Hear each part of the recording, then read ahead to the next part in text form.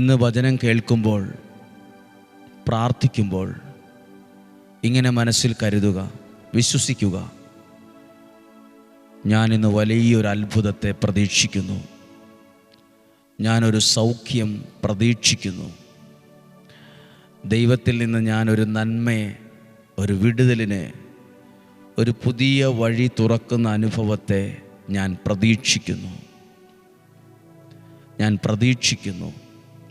ദൈവത്തിൽ നിന്ന് ഒരനുഗ്രഹത്തെ, ഒരനുഭവത്തെ ഞാൻ പ്രതീക്ഷിക്കുന്നു.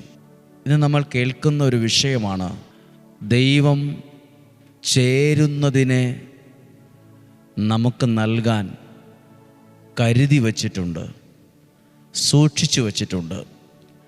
എന്തെങ്കിലും നൽകാനല്ല, ഓരോരുത്തർക്കും ചേരുന്നതാണ് ദൈവം നൽകാൻ ആഗ്രഹിക്കുന്നത്. ചേരുന്നത്.